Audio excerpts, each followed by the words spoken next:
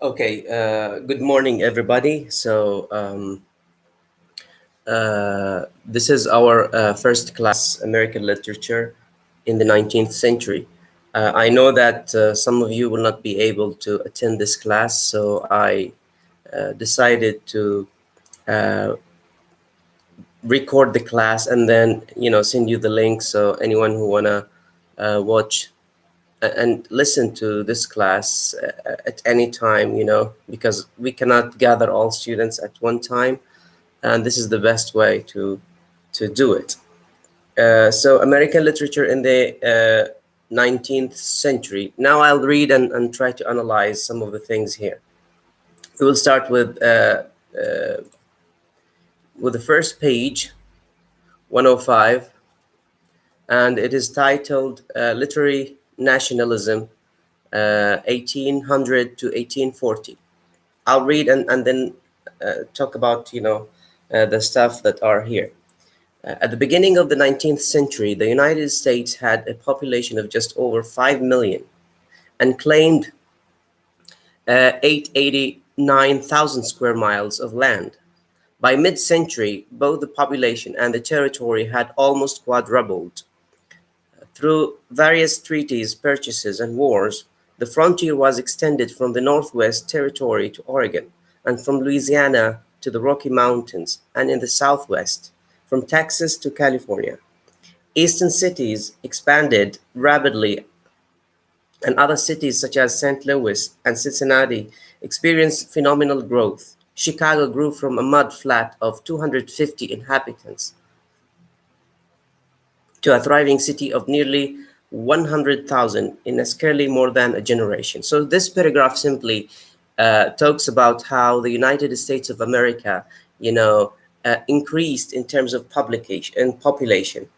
And this increase in terms of population, is also explained in terms of the industrial development here, because when they say that the United States quadrupled, it means that it becomes bigger and bigger in terms of people's number, three times, which is very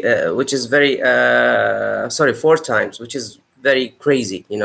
From 5 million to quadruple. That's a huge number. And this, again, as I said, it is connected to the industrial booming and the industrial revolution in the 19th century, in the mid 19th century. The second paragraph, perhaps even more amazing, was the spectacular increase in wealth due to the rapid expansion of shipping, trade, manufacture, and agriculture. And that's what I mentioned before. So here they talk about the increase, or not the increase, but the spectacular increase in wealth due to the rapid expansion of shipping, trade, manufacturing, and agriculture. So here simply we have the Industrial Revolution. The Industrial Revolution has a huge effect on the increase in terms of the population number. Eli Whitney's invention of the cotton gin caused thousands of acres in the South to be cultivated. New England ships voyaged further and further until they carried freights on all the seven seas. After the War of 1812, factories were built along the waterway of New England and the Middle Atlantic. So, again, Industrial Revolution has a great effect. Now, the second title here, or subheading here, the westward expansion. As settlers attempt to move west of the Appalachian Mountains, they encountered great difficulties crossing the mountain barriers. Once they settled, they could not ship their products back east for sale. Congress, aware of the urgent need for good public roads, passed an act that provided for the construction of the Cumberland Road, began in 1811. This road initially connected Cumberland, Maryland on the Potomac River to the Wheeling, Ohio on the Ohio River, and was later extended to Vandalia, then to the capital of Illinois. The construction of the artificial waterway, the Ariel Canal, connecting the Heddeston River with the lake area, beginning in the 1817 and was completed in 1825. By 1840, 3,000 miles of canals existed in the United States, which, in conjunction with roads and navigable rivers, created vastly improved transportation network north of the Ohio River. So here, simply this section talks about how transportation had been developed in the 19th century, and you have to understand that transportation is very important in terms of moving people from a place to another, and also moving the product or the goods from a place to another. So the United States, being aware of the importance of transportation, they built many canals, and they also built many roads to facilitate and to ease the movement of products and the movement of uh, goods. And as you know, we said that in the 19th century we have industrial revolution, we have uh, agricultural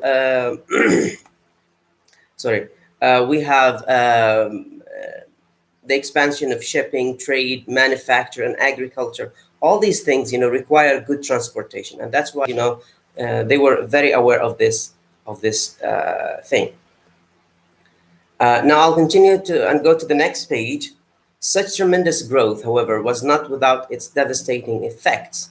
Westward expansion was catastrophic for the Indians who, as a result of the War of the 1812, were defeated in the south and northwest and dispossessed and forced to move beyond the Mississippi River to the Indian country. With the invention of the cotton gin, there was an increased need for cheap labor, and the subject of slavery became the greatest national issues of this era. In addition, many people, both white and black, suffered from poverty, lack of food, and exploitation. So again, here, issues with industrial revolution. Remember, whenever you have industrial booming or industrial flourishment, you will have some issues with it. One of these issues is the Native Americans. The Native Americans, or what they used to call the Indians, or the original people who used to live in the United States, were dispossessed. They were pushed out of their land. They were kicked out of their land because of the expansion or the westward expansion. So you have expansions. This means that people will be kicked out of their lands, and this happens to or happened to the Indians. The second thing is for the black people, and at that time, because of the rapid increase in terms of industry, many factories were built, and especially the invention of the cotton gin, and this means that they need humans to work in these factories and to be able to produce goods. And in this case, they try to change the concept of slavery from the traditional one, which is a slave working in a farm, to a slave working in a factory, or to a worker working in a factory. So in the last sentence here, it says, in addition, many people, both white and black, suffered from poverty, lack of food, and exploitation. So both black and white, or the slaves or non-slave, struggled with capitalism, with industrial, greed, because they were exploited. They were, asked to work for long hours with little wages. Okay, the next paragraph. Certain writers of the day were especially sensitive to these social disorder. John Greenleaf Whiter and James Russell Lowell, in particular, are espoused human and civil rights, and much of their work is infused with the zealous spirits of reform. The abolition movement, which grew strong in the 1830s, produced a flood of writing, much of it by black writers, slave and free. Freedom's Journal, the first black newspaper, and this is very important, Freedom's Journal, the first black newspaper, was founded in 1827, and in 1829, David Walker issued his appeal for a war of black independence. Some of the finest products of this movement are represented here by the spirituals and by James Pennington's narrative of his life as a slave. The spirituals, and here some of which were sung to pass coded messages among slaves, were eloquent expressions of the yearning for freedom. Songs of different sorts were springing up to chronicle the westward movement, the Kansas immigrants, the spread of the railroads, the loneliness of the cowboy, and the fate of the uh, Clementine. Okay, so here you have to understand that what's going on here is that along with the Industrial Revolution, we have a group of people who want civil rights for the Americans, and they also fought for the freedom of the slaves. They want the slaves to be free from their subjugation and from their uh, imprisonment by the white masters, because before the 1830s, African American or the slaves worked in farms, work in plantations, and they used to work hard, and they used to be tortured, uh, treated badly. All kinds of violence was exercised against these people. So we have a group of people like these people, James Russell Lowell and John Whittier, who try to call for human and civil rights. And here we have two journals: the Freedom's Journal, which is very important, and you have to know that this journal is connected with the black freedom, with the black freedom. This is the first black newspaper. And the last thing here in this passage is the term spirituals. Spirituals is very important because, and this is the definition of it. It is some of which were sung to pass coded messages among slaves. So simply, spirituals are coded messages that understood by slaves only. So slaves use these spirituals to send messages that cannot be or could not be understood by the white men. So, coded messages among slaves were eloquent expressions of the yearning for freedom. Songs of different sorts were springing up to chronicle the westward movement, the spread of the railroad, the loneliness of the cowboy, and the fate of the miners. So these are the topics of the spirituals. So they talk about the westward movements because with the industrial expansion, the Americans, try to go to the westward or to the western part of the United States, uh, to the western part of the United States, and they also talk about the spread of the transportation, the railroads, the canals, etc., and etc. And also they talk about the loneliness of the cowboy and the fate of the miners. The miners, those who are working in in coals. They try to get coals out of the land, and they sell it. And this is very bad and difficult job to do. Emerging literary voices here. We have emerging literary voices.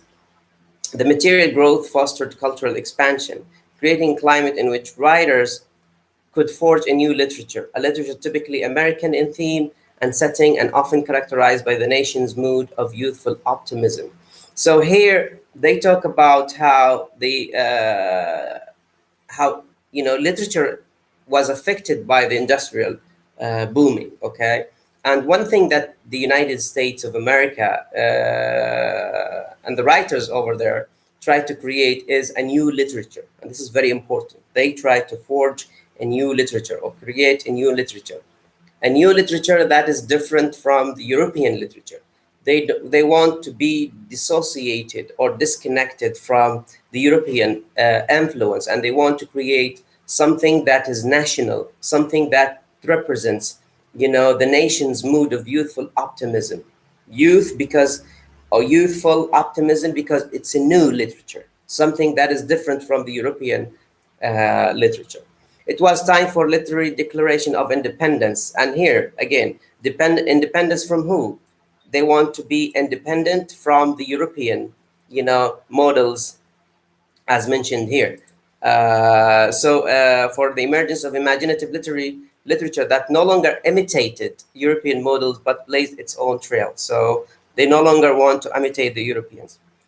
As late as the 1819, an English critic wrote, "In the quarters of the globe, who reads an American book or look at the American picture?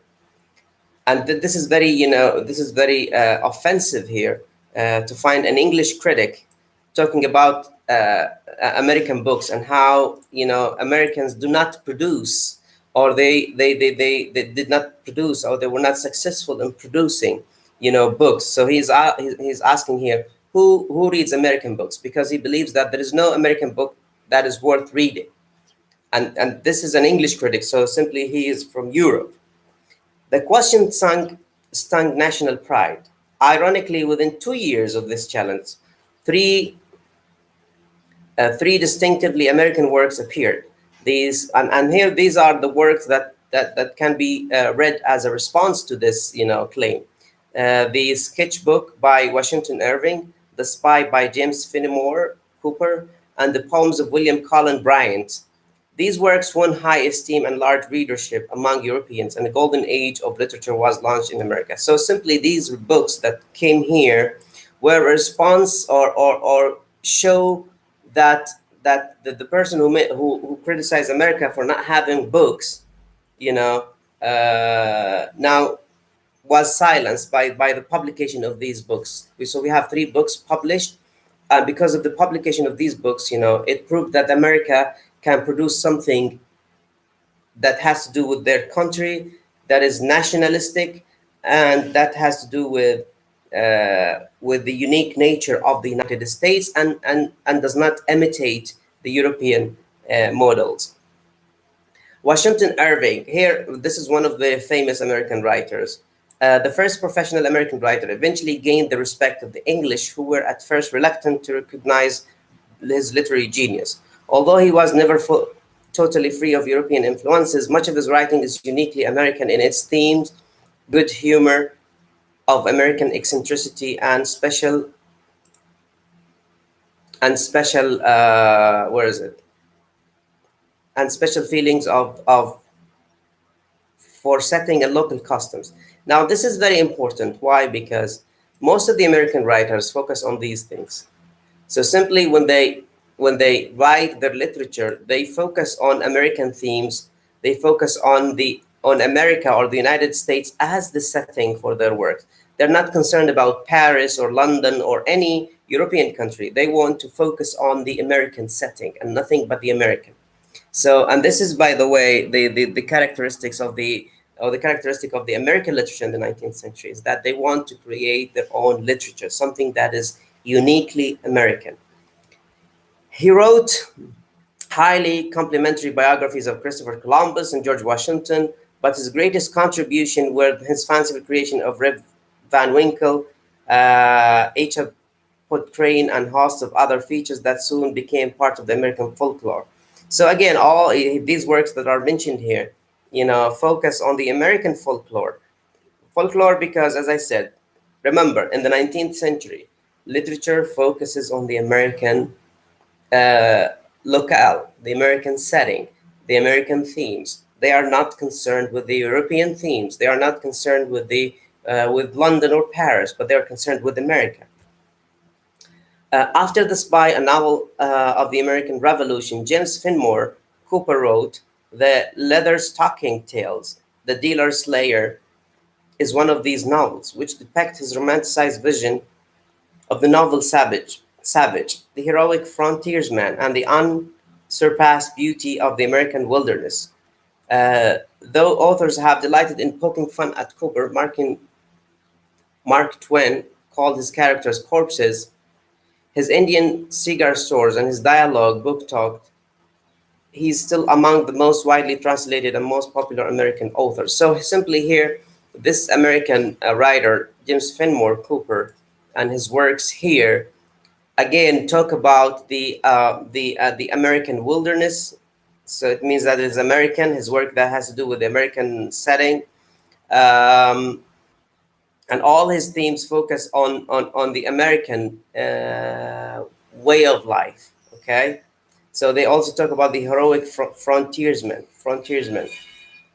Also, this has to do with the American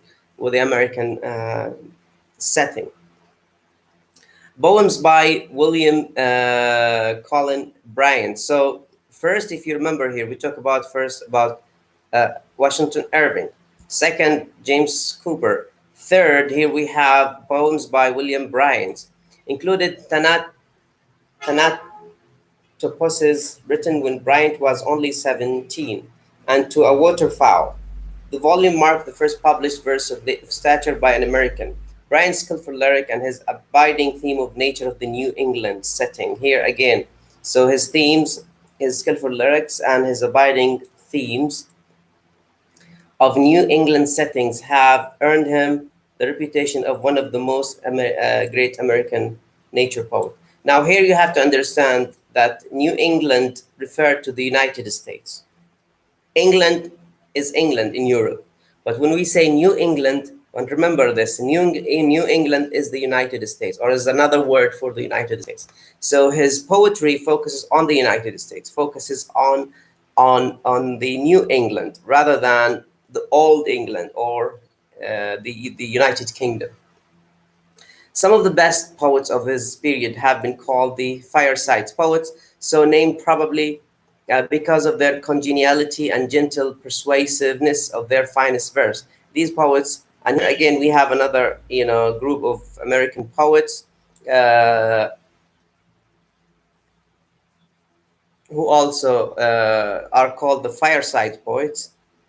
The Fireside Poets. These poets, come from New England or from the United States, and they celebrated the virtues of home, family, and democracy. And these are three important words. Why?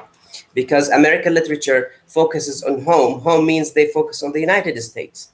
And family also, they are concerned within, or they are concerned with the things at home. And who's at home? The family, right?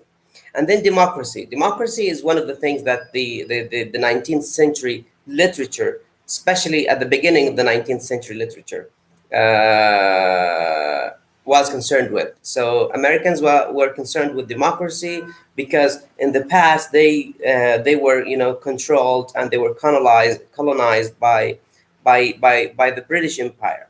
But now, because they liberated themselves and they became independent states, now they talk about democracy as something that is very important, or that was very important for the American people. In their best verse, they display simple diction, courage, courageous love of freedom, and a keen eye for the natural beauty of the esteemed locale. So these things that are mentioned here, okay, these are some of the characteristics of the American writings. So they talk about freedom, they talk about nature, they talk about the natural beauties of their eastern locale. So locale means that something that is in the United States, not out of the United States. Okay, writings of the long-lived fireside poets like these poets on-lived span the centuries. Such works as Snowband and the Chamber Nautilus were written after the national period have been included in this unit since they reflect the spirit of this era. Henry Wordsworth Longfellow immortalized historical figures such as Miles Standish and Rule Reverie, and made the fictional characters Hiawatha and Minnehaha part of the American heritage. Again, remember, all these writers, they talk about one topic, or one theme, which is the American setting. His poem Psalm of the Life is an optimistic and quotable acknowledgement of immortality of the soul. Another also American writer, James Law, a man of wit and imagination, championed in his essays, speeches, and poems such as Stanza on Freedom, humanitarian causes, especially the abolition of slavery. His poetry, like that of his Puritan predecessors, was often moralistic. And John Waiter, like so many of poets of the time, was primarily a public rather than a private poet, an orator for the people's interest, not a quiet voice speaking to the private self. Like Lowell, he wrote poems in support of the abolition movement. So this is an abolitionistic writer. Abolition movement here, it refers to the people who want to end slavery, or who wanted to end slavery. So in the 19th century, some American people fight for the freedom of the slaves, and this is called the abolition movement. But his most enduring contribution to the American letters is Snowbound, a reminiscence of that captured the people and the rural New England of his youth. Again, the rural New England is the most important setting or the most important thing. In both verse and prose, Oliver Wendell Holmes was often informal. He wrote a number of numerous or humorous verses, like the Ballad of the Osterman, in which he employed a mock epic ballad stanza and heroic couplets. I hold it to be a gift of certain value, he wrote to Lowell, to give that slight passing spasm of pleasure to which a few ringing couplets often cause, read at the right moment. Yet he abandoned his light tone in the Chamberlain Nautilus as he pondered the soul's immortality. Dramatically different from the Fireside Poets. Now here we have the Fireside Poets that we mentioned before. Okay, we have a new writer who is called Edgar Allan Poe, and this is one of the writers that we will read in this section, who wrote poems noted for their overtly atmosphere and haunting musical effects. Poems which once read could fasten themselves in the mind with their hypnotic rhythm and rhymes. Perhaps his greatest single contribution, uh, aside from what, from perfecting the short story as a new literary form, is the creation of the detective story. So Edgar Allan Poe, made two things. First of all, he was the perfect writer for short story. That's one thing, as a new literary genre. And second, he's known for the creation of the detective story. So we have detectives, people, we have crimes and people searching to find who causes this crime, who killed who, and they try to find the victimizer.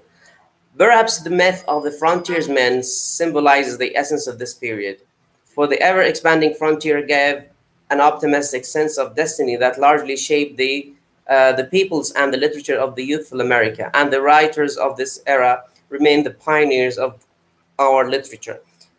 So the last paragraph here talks about the frontiersman. Frontiersman here refers to, the American frontier. Frontiers means here borders, the American borders. Now, in the 19th century, and as I discussed before, because of the industrial revolution, because of the agricultural, economic, and cultural expansions and increase, okay, the United States tried to expand its territory towards the West. So in this case, we have a new frontier, a frontier or a new border for the United States. And because of this new frontier or new border, okay, the United States became bigger and bigger.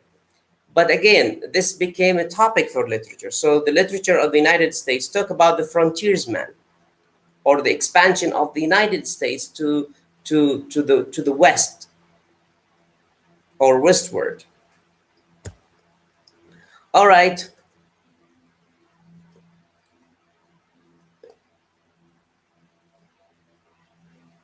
Okay. I think here there are some questions that you may read, and that they may help you, understand some of the stuff that we discussed. Okay. Now, here we have romanticism. Okay. Now, if you studied British literature in the 19th century, and here I'm talking about British literature. Okay. There is the term romanticism, and romanticism was in the 19th century, especially at the early 19th century. Now, what is romanticism? We will read here and discuss it. Though the writers of the national period displayed a remarkable degree of independence from the main currents of European literature, the influence of the old world were nonetheless apparent in most of the works they produced. 19th century writing, both here and abroad, was dominated by the spirit of Romanticism, a movement that flourished in Europe and had its manifesto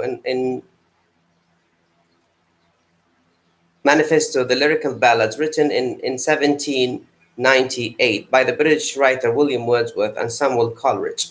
Okay, so here simply the Romanticism was very important and affected American literature, especially the early American literature in the 19th century. Now, we will discuss Romanticism in detail now. Now, what is Romanticism? Well, Romanticism, and here's the definition, was a reaction against classicism and the dominant philosophy of the Age of Reason, which stressed reason, clarity, balance, and order, and valued by the ancient Greeks and Romans. Unlike classicism, Romanticism championed imagination and the emotions. So simply, Romanticism is a reaction against or the rejection of the previous age. Now, what was the previous age? In the 18th century was the age of reason, the age of new classicism, the age of thinking. So in the previous age, people focused on reason and they focused on science, they focused on classics. But in the Romantic age, they shifted this emphasis. They shift from reason to imagination. They shift from reason to imagination, and from classicism to nature, or to the local settings, to nature. Okay, so the emphasis here not on the classics or the Greek and Roman classicism, but they focus on England and the United States, on America, as as topics for literature. So from reason to imagination, and from classicism to nature, and to the local setting. And again, they champion imagination and emotions. These are two words very important to Romanticism. In a broad sense, Romanticism was an attitude towards nature, humanity, society that espoused freedom and individualism. Echoing the ideals of equality set forth in the Declaration of Independence, Romanticism offered a parallel to the growing sense of nationalism. And here, Romanticism and nationalism are connected. Why? Because Romanticism focuses on three things: imagination, emotions, emotions, and nature. Okay, and these three things help the American people focus on their national literature, because when they talk about the American nature, they no longer need the European nature or the European settings. And in this case, they focus on the United States. When they talk about imagination, in this case, they create something new and something youthful. And because of this imaginative work, it makes it unique and American. It makes it an American work. Many trends make up the Romantic movement, particularly the following. Now here there are these are seven points that explain why we call it Romanticism, or characterize the Romantic movement here.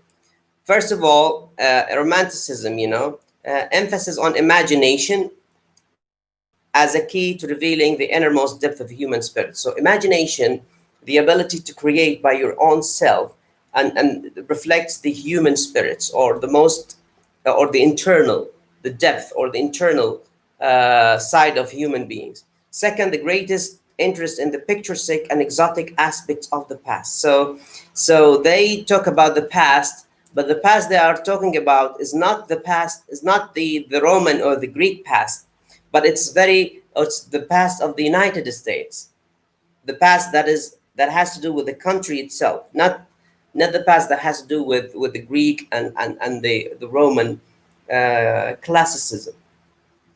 And they focus on the exotic and the picturesque. Exotic means the strange but beautiful aspects of the past.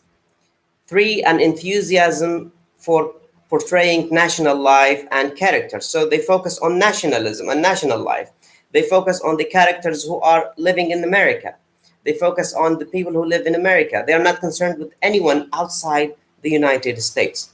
And they celebrate beauty and mystery of nature. So for them, nature is the most beautiful thing in life, and nature is mysterious, something that you cannot know, but it's worth exploration. Okay, so they try to explore nature and show the beauty of that thing. Also focus on the individual. So in romantic poetry and romantic literature in general, they emphasize the individual. What does that mean? It means that they don't focus on society, but they focus on the individual. They focus on the I, and they don't focus on the we or they. So the emphasis here on the I, and that's why many of the romantic works focus on the individual, or the single person, rather than on the group or the people.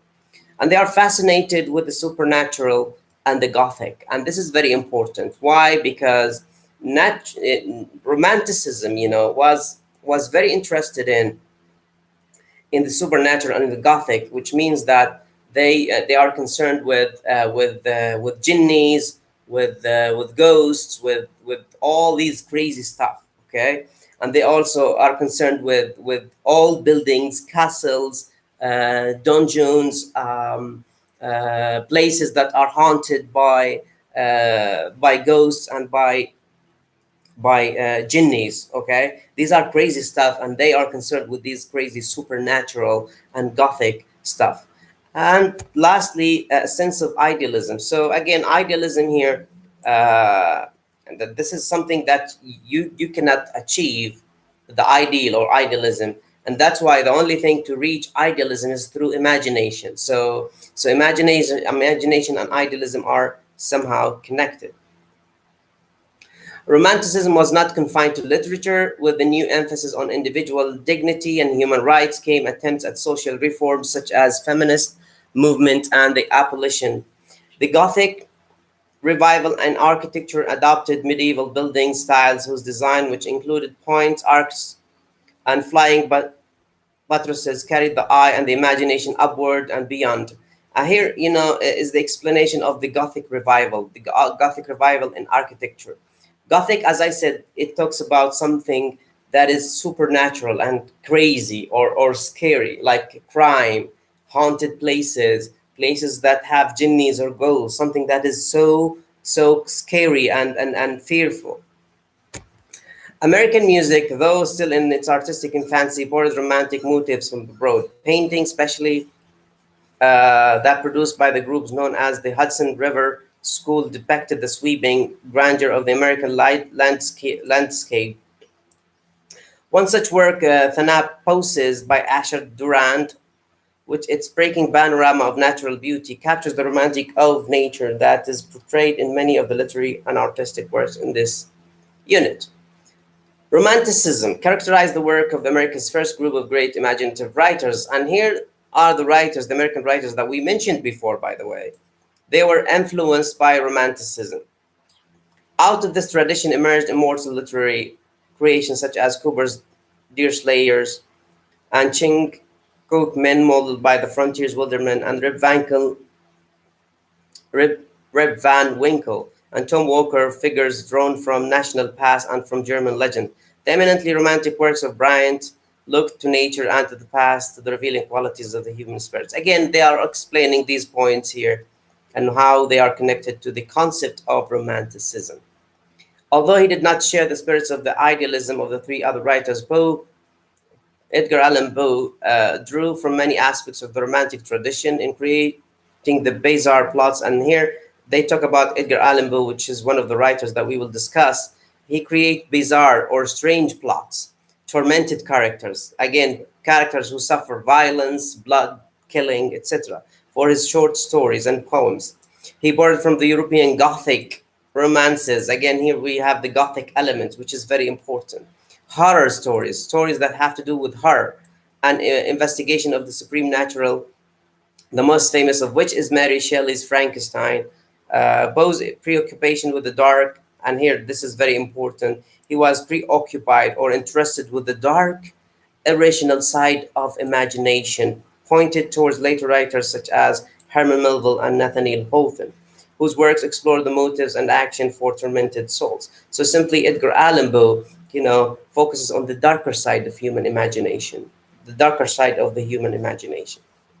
By the second half of the 19th century, American Romanticism was yielding to the philosophy of transcendentalism. Transcendentalism, this is another form of Romanticism, but transcendentalism is American Romanticism. So the difference between Romanticism and transcendentalism is that Romanticism is a European thing, something that was famously known in Germany and England. Transcendentalism was famous in the United States. It's like Romanticism, but this is a uniquely American thing, which is called transcendentalism. So transcendentalism here upheld the goodness of the humanity, the glories of nature, and the importance of the individual. Again, these are the characteristics of Romanticism, right? But they are called transcendentalism because they are in America. Later, literary movements were offshoots of Romanticism, adding to and refocusing elements to meet the needs of another age. Even today, American writers display romantic qualities as they probe the national character and the celebration and celebrate nature. Okay, I think this is enough for today. This is an introduction for the beginning of the 19th century. Okay, and I will try to conclude and mention the main points. First of all, we discussed the industrial expansion and how the United States of America, because of the increase in agriculture, in economy, and in wealth, they try to expand by building roads, by building canals, and by moving westwards. And by moving westwards, they created something called the frontier or the new border. They also invented the gin or the cotton gin. The cotton gin is a machine that produced cotton, and in this case, the cotton industry flourished in the United States. And then we moved to literature, and we talked about. But before that, we talked about how the industrial increase or revolution affected the Native Americans and the African Americans, or the original people and the Black people. The original people, or the Indians, were kicked out of their lands because of the industrial expansion, and the African Americans were exploited, and they were tortured, and they were beaten. They were beaten, and they were kicked, and they were tortured because of being slaves for, or they were slaves for the white people. And the result is that many movements came, and they tried to fight slavery, and they tried to end slavery. Now, literature in the 19th century, especially at the beginning of the 19th century, was characterized by the following. Now, first, it was nationalistic. So it means that it focuses on the United States and only the United States. Second, it talks about nature, and nature is one of the things that characterizes the America or American literature. So instead of finding London or Paris in American literature, you find Boston, New York, Texas. These are the words and then the places that you can find in American literature, rather than finding European literature.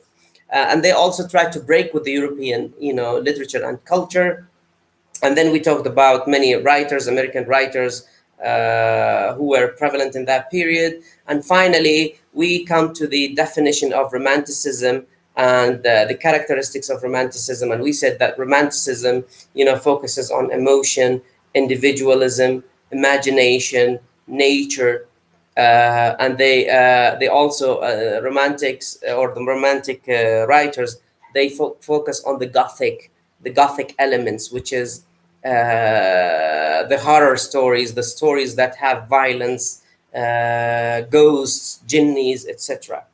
And finally, we conclude with transcendentalism. Transcendentalism is another version of Romanticism, but transcendentalism is something American, or as the book mentioned, it's American Romanticism, transcendentalism. That's all for today. Thank you very much, guys, for listening, and see you next time.